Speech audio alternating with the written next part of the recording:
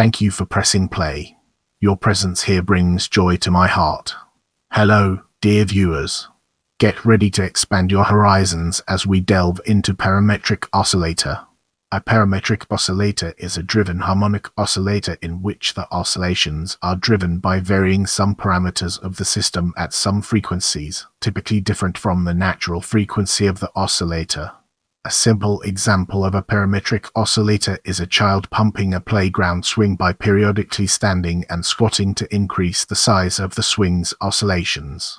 The child's motions vary the moment of inertia of the swing as a pendulum.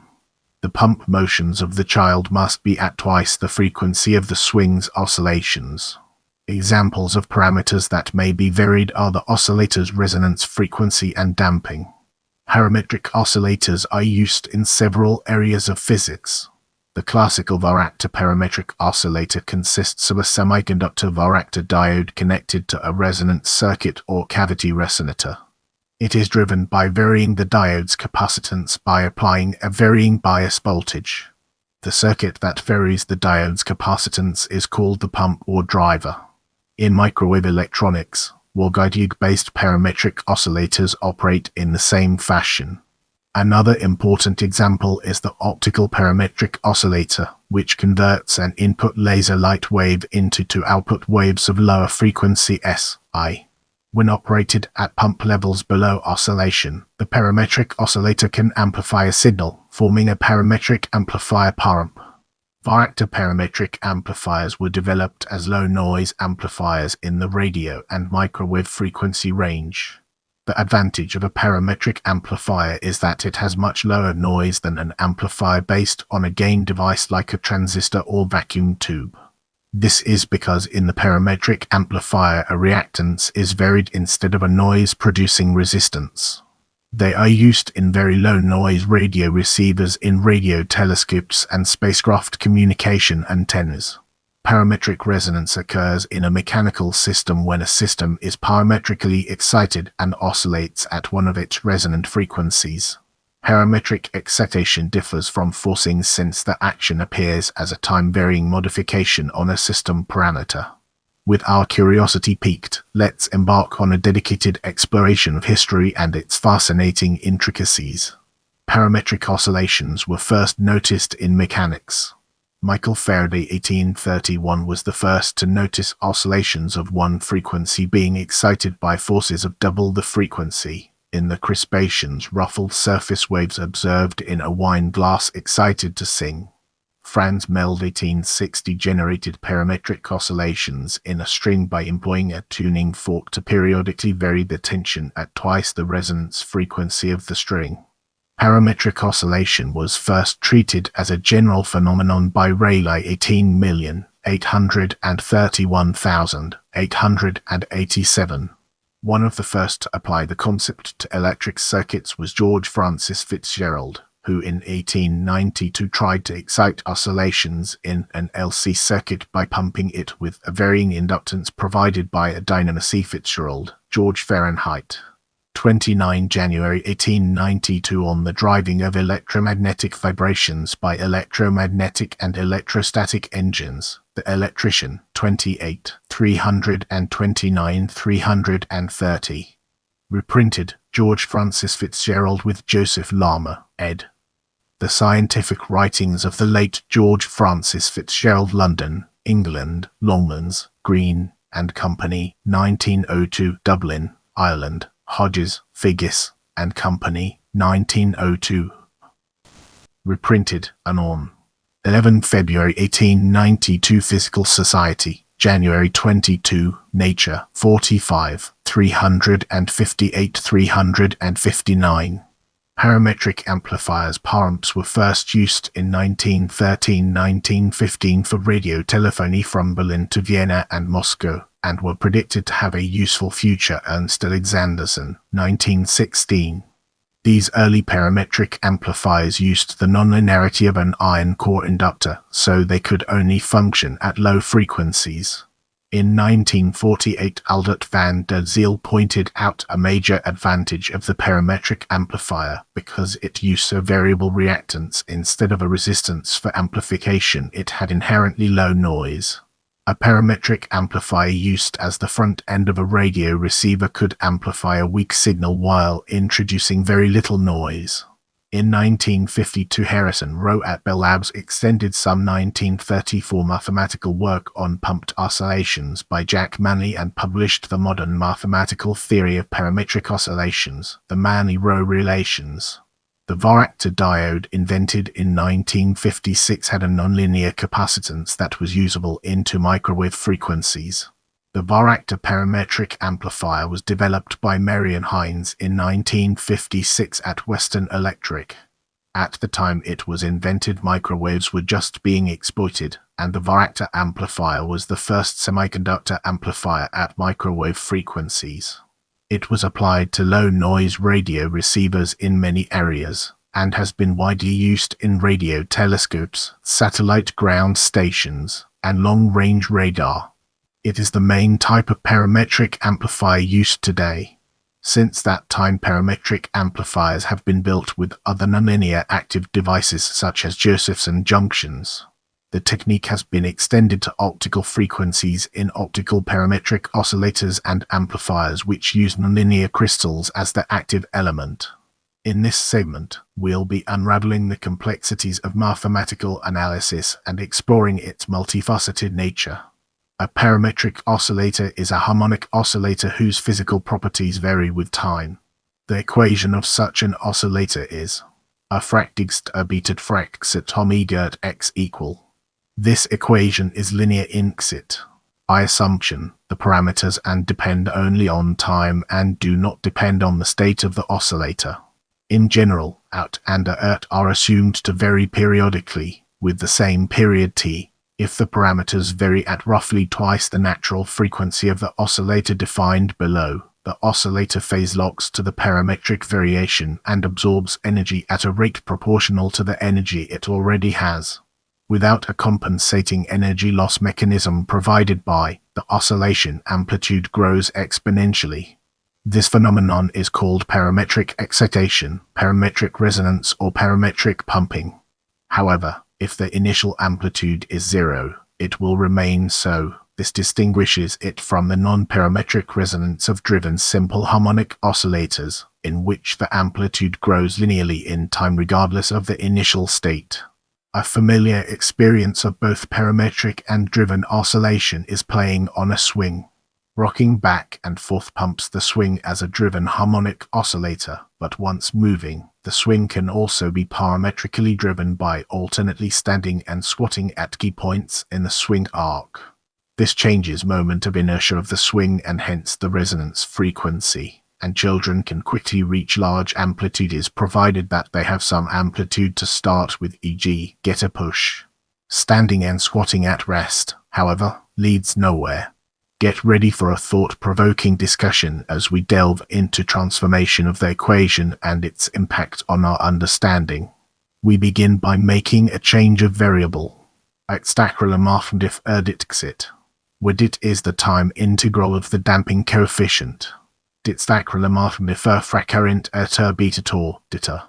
This change of variable eliminates the damping term in the differential equation, reducing it to a fractat at omega at q equal, where the transformed frequency is defined as I omega at stacrylomorphdif I omega at fracca fracta beta diffracca beta at.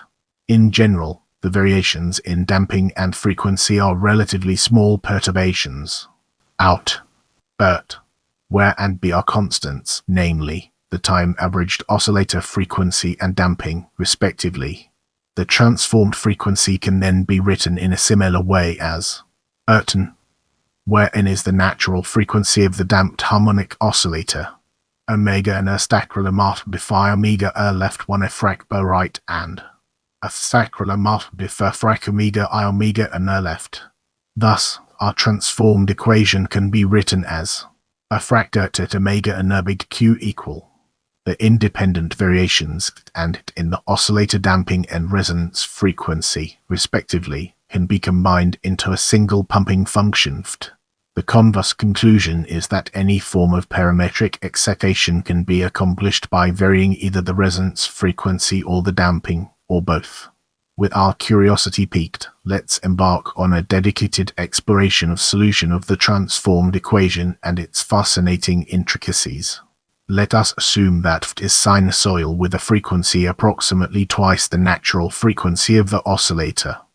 Ft sin Pt, where the pumping frequency Pn but need not equal n exactly.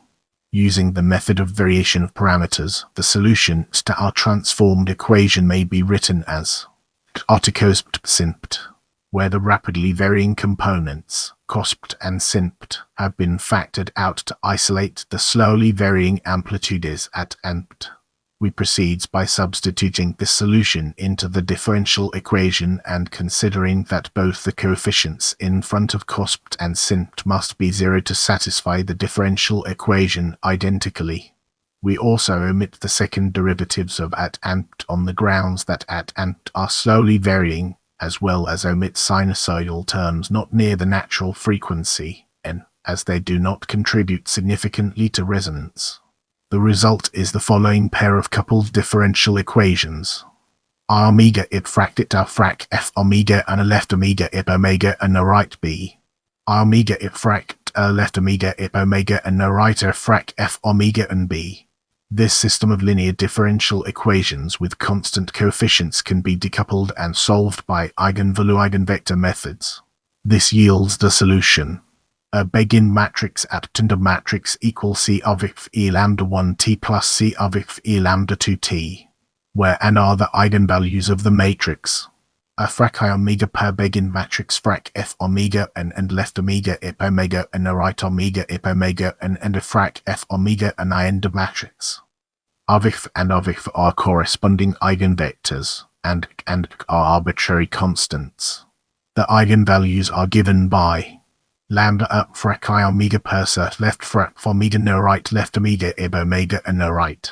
If we write the difference between p and n as pn, and replace p with n everywhere where the difference is not important, we get lambda up cert left frac omega no right delta omega. If a delta omega a frac omega, then the eigenvalues are real and exactly 1 is positive, which leads to exponential growth for at and Pt. This is the condition for parametric resonance, with the growth rate given by the positive eigenvalue lambda cert left frac omega no right delta omega.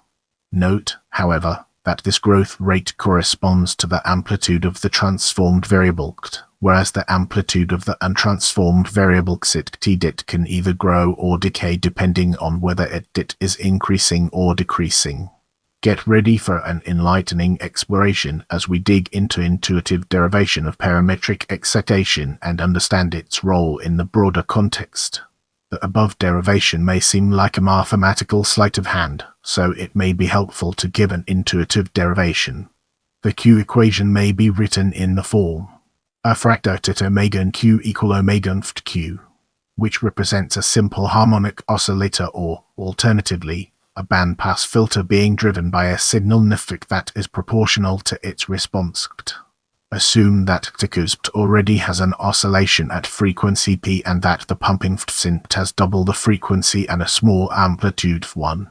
Applying a trigonometric identity for products of sinusoids, their product Ft produces two driving signals, one at frequency P and the other at frequency P. Ft tau frac obig. Being off resonance, the P signal is attenuated and can be neglected initially. By contrast, the P signal is on resonance, serves to amplify Ct, and is proportional to the amplitude A. Hence, the amplitude of Ct grows exponentially unless it is initially 0. Expressed in Fourier space, the multiplication Ft is a convolution of their Fourier transforms F and K. The positive feedback arises because the P component of Ft converts the P component of Ct into a driving signal at P, and vice versa reverse the signs. This explains why the pumping frequency must be near n, twice the natural frequency of the oscillator. Pumping at a grossly different frequency would not couple, i.e., provide mutual positive feedback between the P and P components of Ct. As we progress, let's shine a spotlight on parametric resonance and examine its intricate interplay within our topic. Parametric resonance is the parametrical resonance phenomenon of mechanical perturbation and oscillation at certain frequencies and associated harmonics. This effect is different from regular resonance because it exhibits the instability phenomenon. Parametric resonance occurs in a mechanical system when a system is parametrically excited and oscillates at one of its resonant frequencies. Parametric resonance takes place when the external excitation frequency equals twice the natural frequency of the system. Parametric excitation differs from forcing since the action appears as a time-varying modification on a system parameter. The classical example of parametric resonance is that of the vertically forced pendulum. For small amplitudes and by linearizing, the stability of the periodic solution is given by Murphy's equation. Order 2 plus a plus cos 2, where u is some perturbation from the periodic solution. Here the b cos t term acts as an energy source and is said to parametrically excite the system. The Murphy equation describes many other physical systems to sinusoidal parametric excitation, such as an LC circuit where the capacitor plates move sinusoidally. Autoparametric resonance happens in a system with two coupled oscillators, such that the vibrations of one act as parametric resonance on the second. The 0 point of the second oscillator becomes unstable, and thus it starts oscillating. Get ready for an exciting exploration as we unravel the mysteries of introduction. A parametric amplifier is implemented as a mixer. The mixer's gain shows up in the output as amplifier gain. The input weak signal is mixed with a strong local oscillator signal, and the resultant strong output is used in the ensuing receiver stages. Parametric amplifiers also operate by changing a parameter of the amplifier. Intuitively, this can be understood as follows. For a variable capacitor-based amplifier, charge Q in a capacitor obeys QCV, therefore the voltage across is the varactor.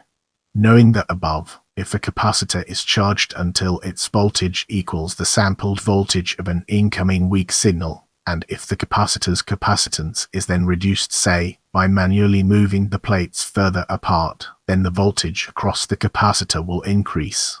In this way, the voltage of the weak signal is amplified. If the capacitor is a varactor diode, then moving the plates can be done simply by applying time-varying DC voltage to the varactor diode. This driving voltage usually comes from another oscillator, sometimes called a pump. The resulting output signal contains frequencies that are the sum and difference of the input signal F and the pump signal F plus F and F. A practical parametric oscillator needs the following connections: one for the common or ground, one to feed the pump, one to retrieve the output, and maybe a fourth one for biasing. A parametric amplifier needs a fifth port to input the signal being amplified. Since a varactor diode has only two connections, it can only be a part of an LC network with 4 eigenvectors with nodes at the connections. This can be implemented as a transimpedance amplifier, a traveling wave amplifier, or by means of a circulator. Brace yourselves for the next chapter, where we'll be dissecting mathematical equation. The parametric oscillator equation can be extended by adding an external driving force et. A fractigst abited fractset omega at x equal et. We assume that the damping D is sufficiently strong that, in the absence of the driving force E, the amplitude of the parametric oscillations does not diverge, i.e., that at D in this situation, the parametric pumping acts to lower the effective damping in the system. For illustration, let the damping be constant out and assume that the external driving force is at the mean resonance frequency, i.e., at S in out. The equation becomes a fractigst plus omega a fractset omega left x equal e sin omega t, whose solution is approximately axit a frac I omega left h right as omega t. As approaches the threshold the amplitude diverges. When the system enters parametric resonance and the amplitude begins to grow exponentially, even in the absence of a driving force et. Now, let's shift our perspective and explore advantages through a fresh lens, unlocking new perspectives. 1. It is highly sensitive to low noise level amplifier for ultra-high frequency and microwave radio signal. Let's now venture into the realm of other relevant mathematical results and explore the fascinating intricacies it holds. If the parameters of any second-order linear differential equation are varied periodically, Vogel analysis shows that the solutions must vary either sinusoidally or exponentially. The Q equation above with periodically varying ft is an example of a Hill equation. If ft is a simple sinusoid, the equation is called a Mathieu equation. Don't forget to check out my other videos for more valuable content.